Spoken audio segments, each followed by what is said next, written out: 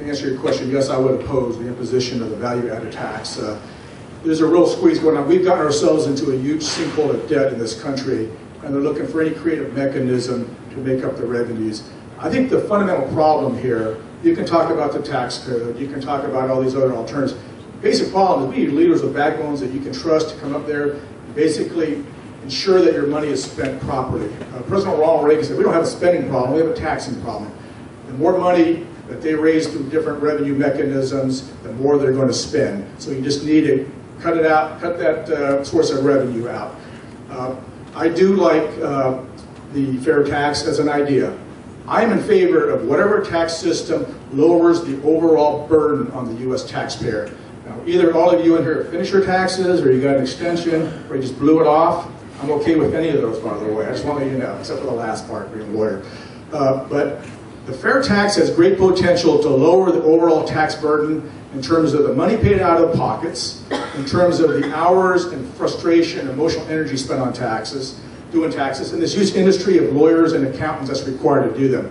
They did a study, and they say that the deadweight losses or costs that are not direct costs were about $400 billion, which is equivalent to our peacetime defense budget, if you can imagine that. So I'm in favor of doing a fair tax concept. The question is, how do we transition from our current income tax system?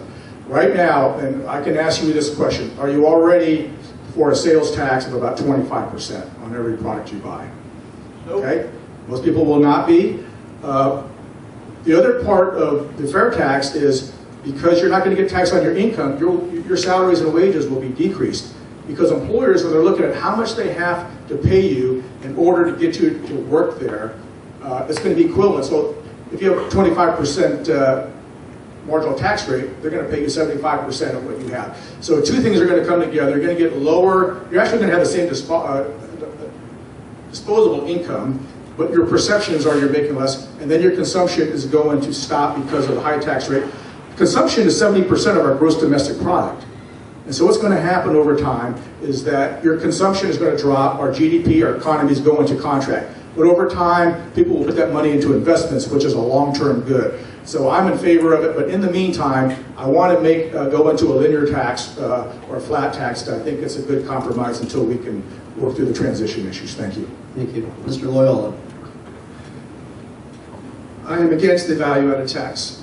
And you have to understand, why is government now trying to think of another way to dig in your pocket here and get more money? And the reality is this appetite and an overburdened government that's out of control spending. I talked about the deficit earlier. Every man, woman, and child, 308 million Americans, has over $41,000 debt attached to themselves. Our GDP, compared to the debt, 89%.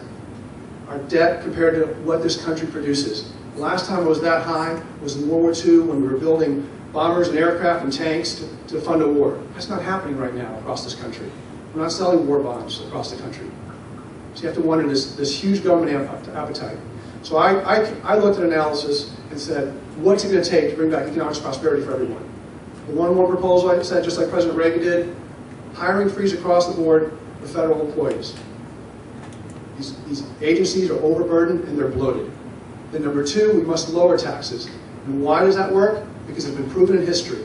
It's not theoretical, it's not academic, it's proven, and you can often do this.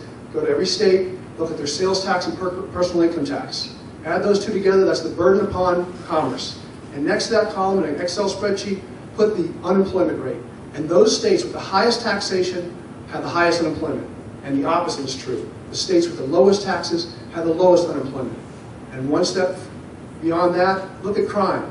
Those states with the highest taxes, highest unemployment, have the highest crime. It's common sense, like Thomas Paine said. It's just common sense. How you run your households, your checkbooks, and your businesses, and your families, government needs to do that, and it has a huge out-of-control appetite, and that's where you're seeing death tax coming back, capital gains tax, reversing the tax reductions, now we're doing tax increase, but that's to accelerate the demise of this economic prosperity that we're just holding on to.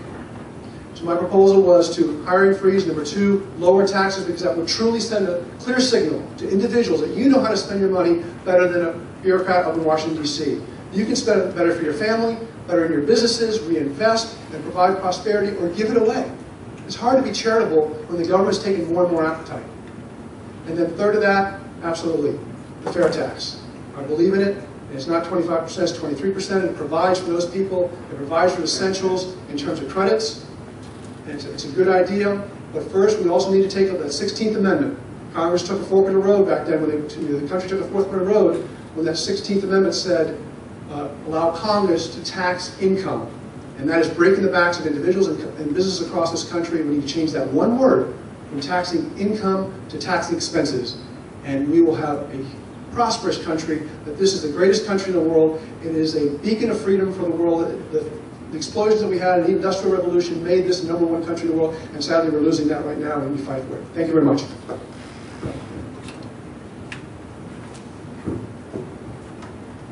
One of the reasons I'm a Republican is that I believe in the free market economy and the power of that. The value-added tax, I was thinking about this the other day because every summer my kids do a lemonade stand, and I started thinking about how that would look if we had a value-added tax. Well, we take the pitcher down and we tax it. And then we add the distilled water and we tax it. And then we pour in the lemon juice and we tax it. Then we add the sugar and we tax it. Then we grab the wooden spoon and we tax it. We stir it all up and we tax it again. And then we serve it to you for $10 a glass. That doesn't make a lot of sense. But it certainly sounds like a good way to pay for a gigantic healthcare reform bill, doesn't it? So I don't think that makes a lot of sense. I would vote against the VAT. I am for tax reform. I think a fair, flat tax makes a lot of sense. I don't think we need to reinvent the wheel. I think it's been talked about now for going on at least 10 or 12 years. And we can look to the people who have talked about it and the economists and figure out a way to implement some kind of fair tax reform for our country. Thank you. 1 minute. There you go. You guys are a tough crowd. No smiles out there. I want to be clear though, I do not like the current system. I'm not a proponent of the current system, but we have it. I think it's too complex and it's not fair. Another thing I will not do, I got a form in the mail the other day from Grover Norquist. I won't sign the form and say, I won't raise your taxes to everybody. I'm not running to raise taxes. I don't want to raise taxes. I think a lot of the people that are paying taxes pay enough taxes. The problem with signing a pledge like that, and I know other candidates have, and other people in Congress have, is there's a lot of people in the United States that are not paying any tax. That's a problem. It's that's our trends towards a socialistic state.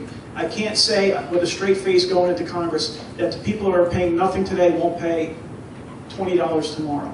Thank you. I definitely don't want to work for you if fair tax goes in.